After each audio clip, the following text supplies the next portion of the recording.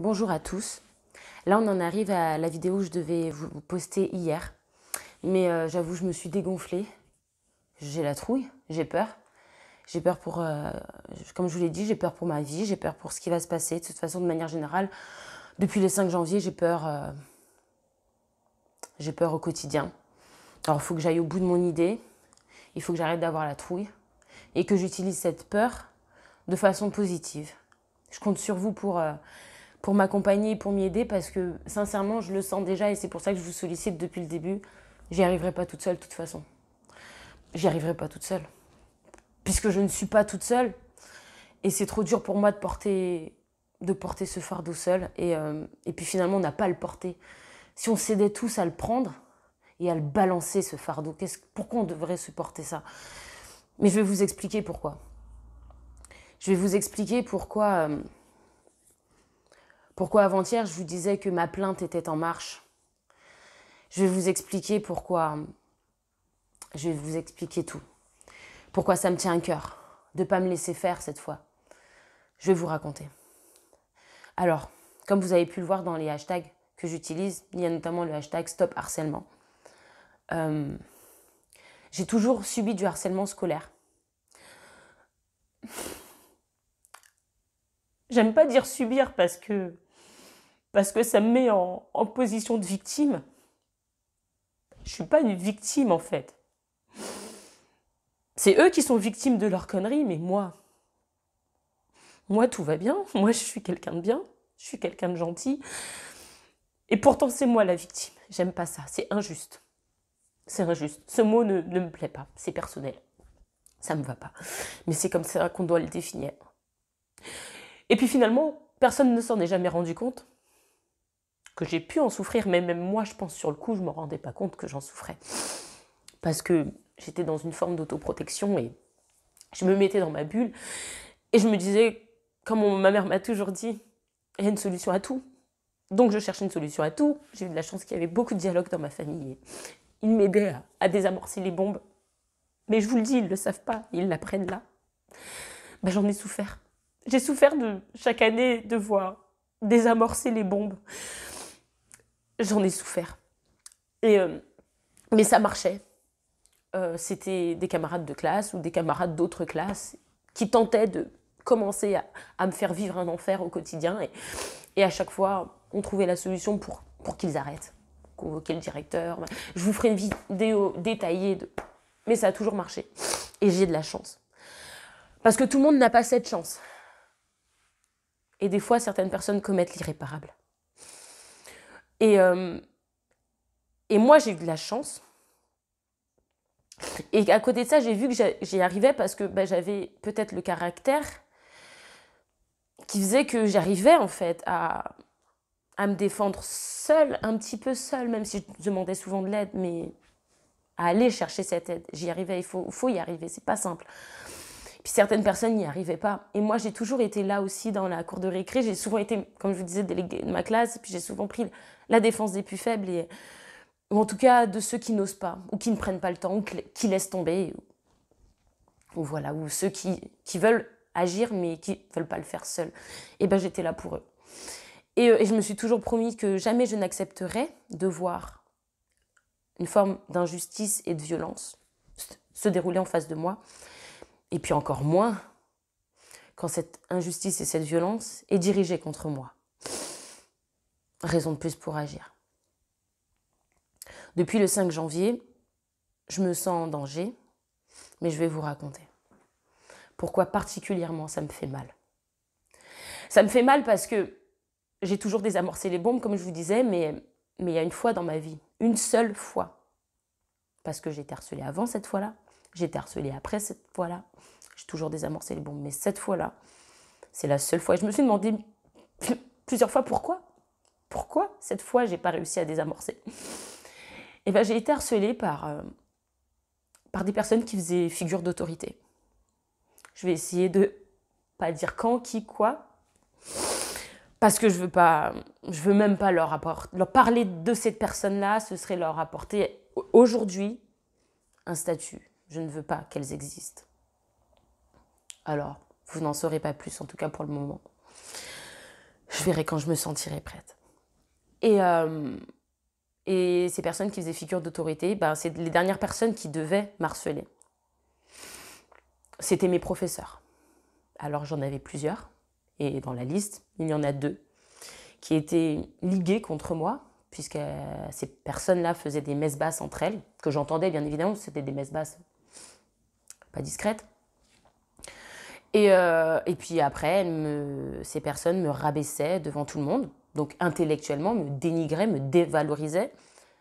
Mais elles touchaient aussi à mon intégrité, puisqu'elles s'attaquaient à mes tenues vestimentaires. Que j'étais habillée trop féminine, enfin, je vous passe les détails, je vous raconterai lors d'une prochaine vidéo. En fait, c'est pas l'objet de cette vidéo. Et donc, j'étais touchée moralement, mentalement, et j'étais touchée sur mon intégrité physique, sur mon extérieur. Et moi, je persistais à dire, bah non, je vais continuer à m'habiller comme ça. Enfin, je suis pas quelqu'un de vulgaire, je suis pas quelqu'un de... Enfin, je suis quelqu'un de très respectueux et il n'y a aucune raison que je change mes tenues. Donc, j'étais assez... Voilà. En fait, je me mettais dans une bulle. Je m'étais mise dans une bulle de protection. Je me disais, bah, c'est le temps de tes études. Et puis après, quand tout ça sera fini, bah, tu seras sur le monde professionnel et puis ce sera qu'un mauvais souvenir. Et puis voilà, fais pas gaffe. En plus, c'est l'autorité, c'est eux qui décidaient de mon avenir, si je passais pas, si je redoublais ou pas. Enfin, donc, je faisais profil bas, quoi. Et en fait, c'est un peu un abus de pouvoir, finalement. Bah, c'est maintenant que j'ai 30 piges que je me rends compte que maintenant, ça ne se passerait pas pareil. Mais que je me rends compte de ça. Mais c'est pas grave, parce que sur le coup, c'est le choix que j'ai fait. Et en fait, je regrette pas mes choix. Sauf que, il faut que je vous raconte la suite. La suite, c'est qu'il y a eu le dernier jour de cours avec ces personnes et je savais que dès le lendemain, je les reverrais plus jamais de ma vie. Enfin, en tout cas, c'est ce que j'espérais et c'est ce qui s'est passé, je vous rassure. Et je crois que ça a fait comme un sas de décompression, vous voyez, genre j'étais dans ma bulle et puis à un moment donné, je réalise que c'est fini, que ça ne se passera plus et je réalise que je réalise tout ce qui vient de se passer les mois précédents en fait. Mais ça se passe de façon inconsciente, bien sûr, c'est maintenant que je conscientise un petit peu tout ça. Mais tout ça se passe de façon inconsciente et qu'est-ce qui s'est passé? Je me suis mise à bégayer en fait. Je sais pas, moi je me suis dit, bon, c'est juste parce que je suis fatiguée. On se trouve des excuses, hein. Je m'en suis trouvée pendant 10 ans. Mais voilà, ce jour-là, je vais à la poste, voilà. Et à l'époque des pigeons voyageurs, on envoyait des courriers pour communiquer entre nous, enfin bref. Donc je vais acheter des timbres, affaire classique. Et là, impossible de demander, oui, bonjour, je voudrais un carnet de timbres. C'était et j'arrivais pas, quoi. Je bégayais, mais littéralement. Et je me suis dit, ça va passer.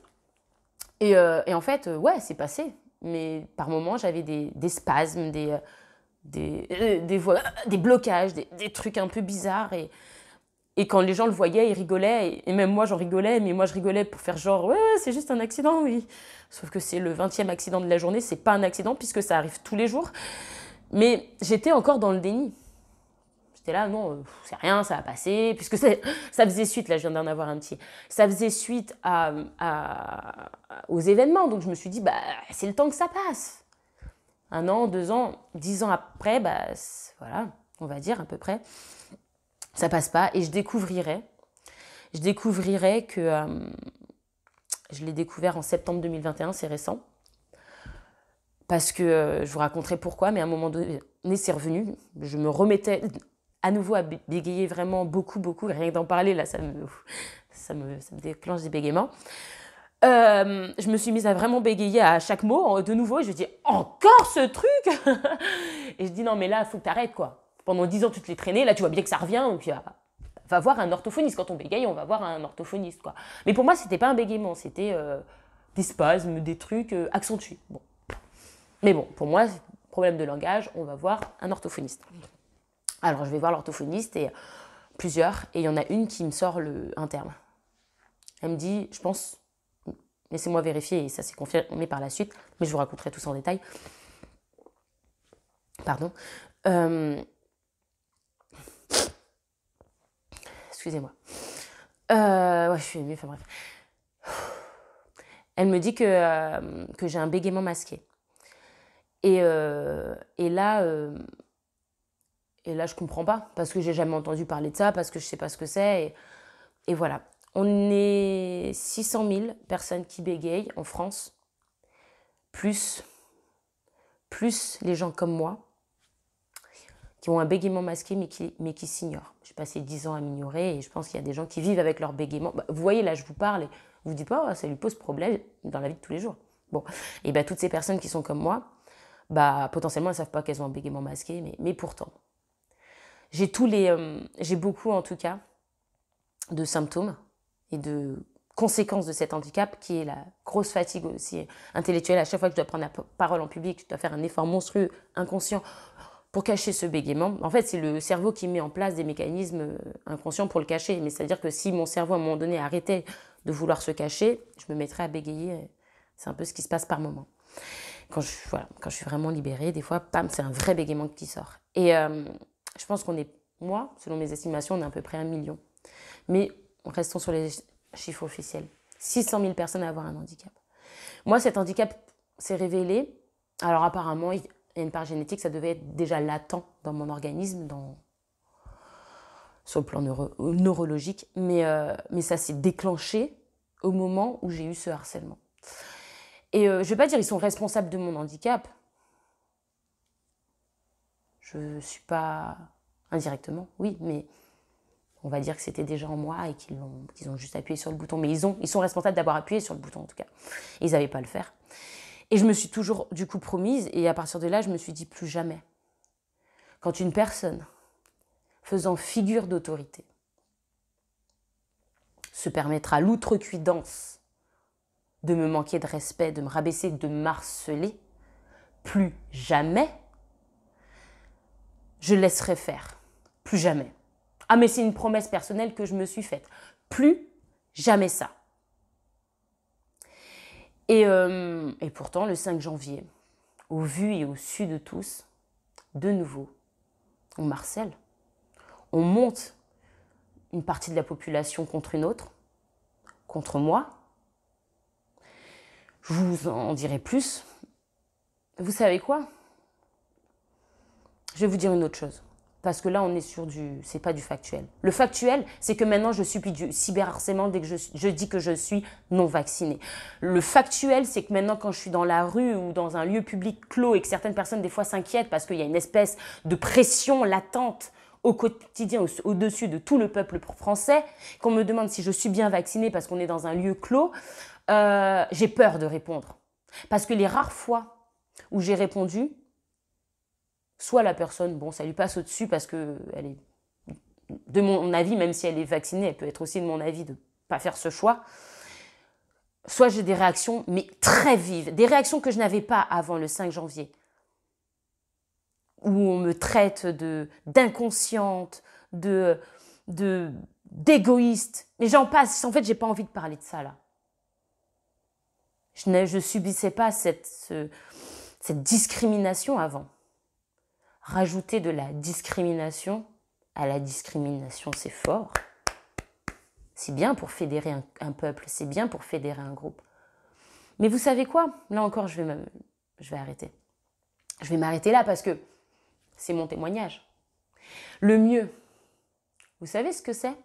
Je vais traverser la rue et vous trouvez des témoignages. C'est ce que je vais faire cet après-midi. Et vous savez quoi ?